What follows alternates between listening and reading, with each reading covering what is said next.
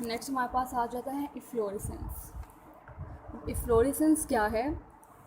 Efflorescence में होता है sudden loss of water bye a hydrated salt. Salt है हमारे पास, हाइड्रेटेड है, क्रिस्टलाइन फॉर्म में है। और क्रिस्टलाइन फॉर्म उसकी किस वजह से है? इस वाटर की प्रेजेंस की वजह से। जब हाइड्रेटेड सॉल्ट में से जो है वाटर का लॉस हो जाना, वाटर रिमूव हो जाएगा, तो उस प्रोसेस को हम कहते हैं efflorescence. Second definition is loss of water of crystallisation. अब वाटर ऑफ क्रिस्टलाइजेशन क्या होती है? वो वाटर जिसके अंदर water that present inside crystals, वो वाटर जो कि क्रिस्टल्स के अंदर मौजूद होता है, उसको हम कहते हैं वाटर ऑफ क्रिस्टलाइजेशन। जब क्रिस्टल्स के अंदर जो पानी मौजूद है वो रिमूव हो जाएगा, वो लॉस हो जाएगा फ्रॉम आ हाइड्रेटेड सॉल्ट। अब हाइड्रेटेड सॉल्ट क्या होगा?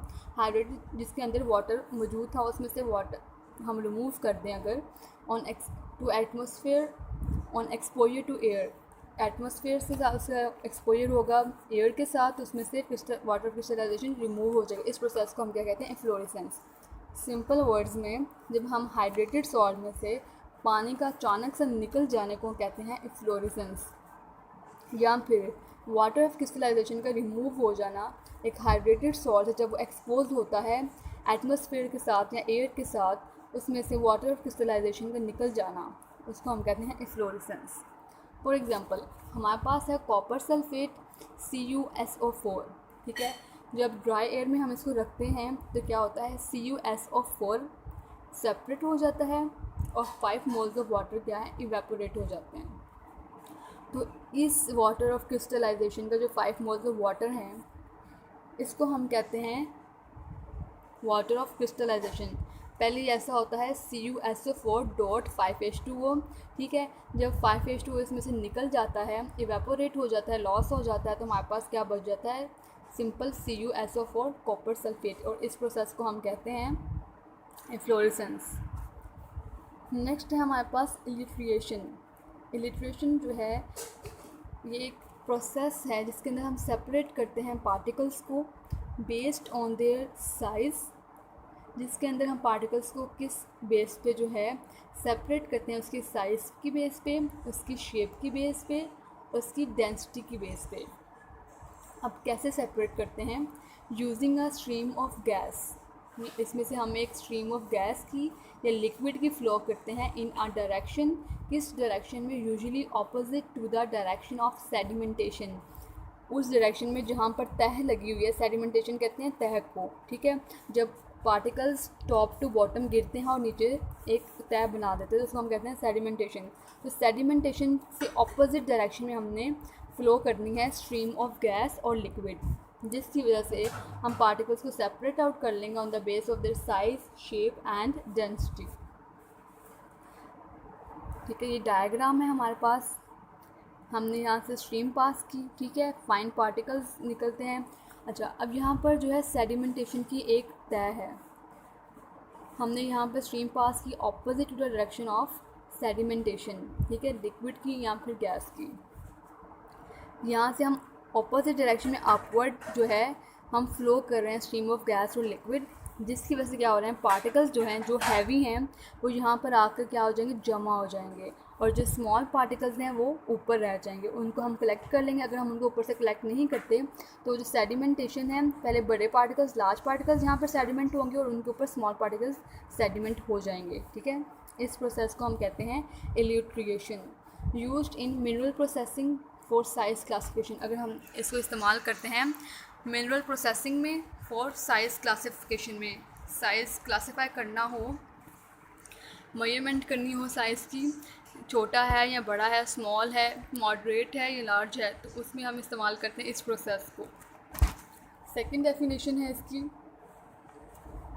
इलिट्रेशन is a material separation method in which smaller and larger materials are separated by using liquid or gas। हम इसमें स्ट्रीम पास करते हैं लिक्विड की या गैस की, और उसकी मदद से हम लोग जो है अपना पार्टिकल्स को सेपरेट कर लेते हैं on the basis of their size, shape and density.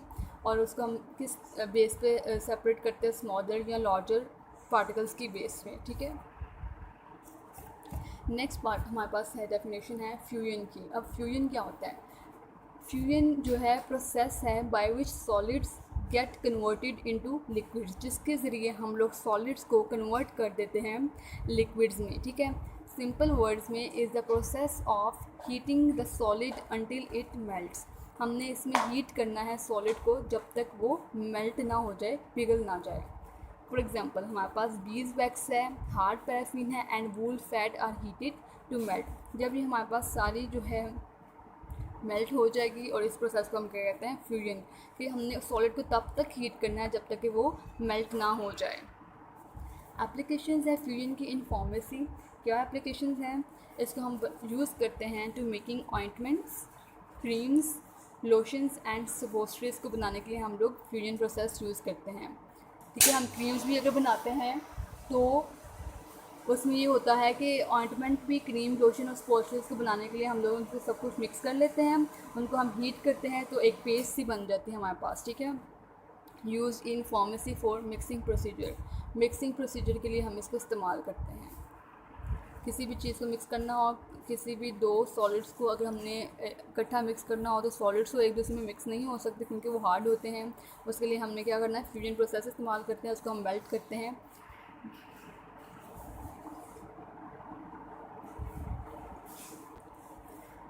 Next हमारे पास है डेफिनेशन इग्निशन। इग्निशन क्या होता है? किसी भी चीज़ को, केमिकल सब्सटेंस को इतना हीट करना कि उसके अंदर जो कार्बन पार्ट है वो बर्न हो जाए, ठीक है। और जो हमारे पास बाकी बच जाता है वो ऑर्गेनिक रेजिड्यू बच जाता है, किस फॉर्म में? ऐश के फॉर्म में। ऐश इसको कहते हैं राख को। जब हम कोयले को जलाते हैं तो उसके बाद जो उसकी ऐश बच जाती है, राख बच जाती है, उसको हम ऐश कहते हैं। Is a process used in pharmacy in which the chemical substances are strongly heated. हमने इस प्रोसेस में क्या करते हैं? केमिकल सब्सटेंस को इतना स्ट्रांगली हीट करते हैं कि वो अपना कार्बनियस पार्ट जो है बर्न कर देता है, ठीक है, इवेपोरेट हो जाता है and its inorganic residue left in the form of ash. उसका जो इनऑर्गेनिक रेजिड्यू है वो बच जाता है ऐश की फॉर्म में। एप्लीकेशंस हैं इग्निशन के हमारे पास। इसको हम यूज़ करते हैं as standardisation test to evaluate the quality and purity of organic compounds. एक स्टैंडर्ड टेस्ट है ये हमारे पास, जिसके अंदर हम इवेल्युएट करते हैं, जांचते हैं कि उसकी क्वालिटी और प्योरिटी क्या है ऑर्गेनिक कंपाउंड की। कि जब हमने इस जो है इग्निशन प्रोसेस स्टार्ट किया तो इसके अंदर कितनी मिकदार थी ऑर्गेनिक कंपाउंड की, कितनी मिकदार रह गई है कार्बोनेशियस पार्ट की, ठीक है। तो इससे हम ये मालूम करते हैं। Use as sterilisation process. Sterilisation process में इस्तेमाल होता है। अब स्टेरिलाइजेशन प्रोसेस क्या होता है? किसी भी चीज़ को स्टेरिलाइज करना, मतलब कि उसमें से रिमूव कर देना या किल कर देना माइक्रो ऑर्गेनिजम्स को, बैक्टीरिया को। उस प्रोसेस को हम कहते हैं sterilisation. Can be use in separate inorganic substances. तो डेफिनेशन में हमने पढ़ा कि हम कार्बनियस पार्ट से इनऑर्गेनिक रेजिड्यू को सेपरेट कर लेते हैं, ठीक है। तो used in separate inorganic substances. तो आप ये सारी की सारी एप्लीकेशन इसकी डेफिनेशन से भी याद कर सकते हैं इजीली। तो इग्निशन क्या हुआ? एक केमिकल सब्सटेंस है जिसको हमने इतना हीट करना है कि उसमें से कार्बनियस पार्ट जो है वो इवेपोरेट हो जाए, बर्न हो जाए, और जो हमारे पास बाकी बच जाता है वो इनऑर्गेनिक रेजिड्यू है। और वो इनऑर्गेनिक रेजिड्यू किस फॉर्म में बचता है? इन द फॉर्म ऑफ ऐश की फॉर्म में। थैंक यू, जज़ाकल्लाह खैर।